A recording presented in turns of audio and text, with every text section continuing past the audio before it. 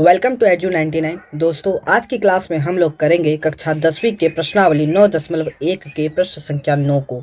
तो हमारा प्रश्न संख्या 9 है, एक मीनार के पाद बिंदु से एक भवन के शिखर का उन्नयन कोण 30 डिग्री है और भवन के पाद बिंदु से मीनार के शिखर का उन्नयन कोण 60 डिग्री है। यदि मीनार 50 मीटर ऊंची है तो भवन की ऊंचाई ज्ञात करें। तो सबसे पहले हम लोग क्या करेंगे, क्वेश्चन के अनुसार फिगर को बनाएंगे। तो यहाँ पे क्या बोल रहा है, एक मीनार के पाद बिंदु से। तो सबसे पहले हमने यहाँ पे क्या किया, एक ए बी क्या किया, एक मीनार खींचा, ठीक। और इसी के पाद बिंदु मतलब बिंदु बी से एक भवन है जो सी डी है, और इस भवन के शिखर और इस मीनार के पाद बिंदु से उन्नयन कोण कितना है, 30 डिग्री।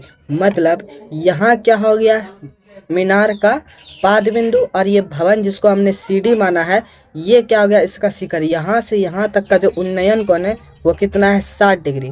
आगे हम लोग पढ़ते हैं कि भवन के पाद बिंदु मतलब यहाँ से भवन के पाद बिंदु से मीनार के शिखर मतलब यहाँ पर का जो उन्नयन कोण है वो कितना है, 60 डिग्री। मतलब ये क्या हो गया आपका, 60 डिग्री, ठीक। और हमें यदि मीनार की ऊंचाई 50 मीटर मतलब ये मीनार ए बी को माना है और इसका हाइट जो है ऊंचाई 50 मीटर दिया हुआ है। तो अब हम लोग बनाते हैं क्वेश्चन को। इतना समझ गए। तो हमसे क्या पूछा है, भवन की ऊंचाई मतलब सी डी बराबर वाट।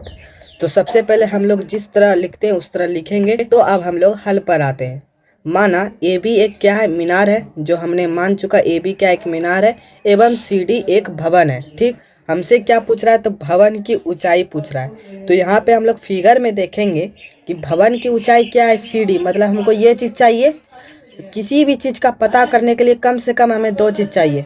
देखिए, हमको तो इसके लिए ये कोण 30 डिग्री पता है। अगर हमको बी डी किसी तरह पता चल जाए तो इस त्रिभुज में हमें ये एंगल मिल गया और यहाँ पे एक आधार बी डी मिल गया, तो इसके जरिए से हम सी डी पता कर सकते हैं। तो बी डी निकालने के लिए इसका जरूरी पड़ेगा 50 मीटर।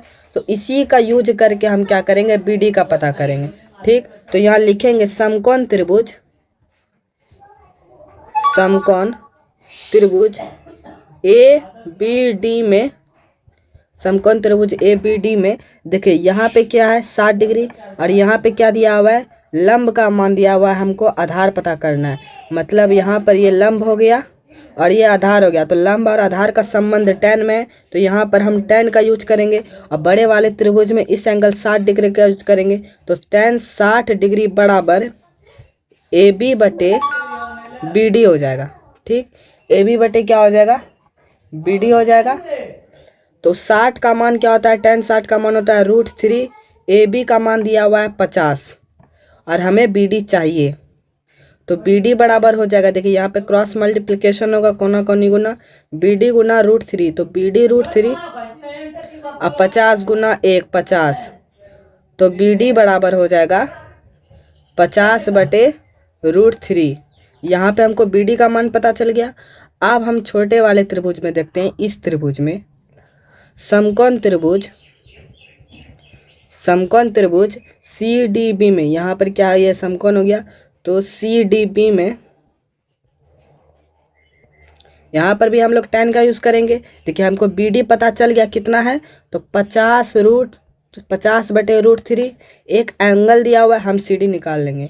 तो यहाँ पर भी हम tan का यूज़ करेंगे। तो यहाँ पे tan 30 डिग्री होगा बराबर सी डी बटे बी डी, ठीक। tan 30 का मान होता है 1 बटे √3। सी डी का मान चाहिए, बी डी का मान हमने यहाँ निकाला 50 बटे √3। यहाँ पर क्या होगा, क्रॉस मल्टीप्लिकेशन हो जाएगा, कोना कोनी गुना। तो सी डी गुना √3। तो सी डी √3 बराबर 1 गुना 50 √3, तो हो जाएगा 50 √3। तो सी डी बराबर हो जाएगा 50 √3। तो पहले से ये इधर गुना में तो इस साइड आएगा तो भाग में, तो 1 बटे √3। √3 गुना √3 करेंगे तो 3 आएगा और 50 गुना 1 करेंगे तो 50। तो ये हमारा आंसर हो गया। इसको क्या करते हैं हम लोग, मिश्रण में चेंज कर देते हैं। तो यहाँ पे हो जाएगा 3 बार में 16 तिया 48 बचा 2 3, 16.2 बटे 3।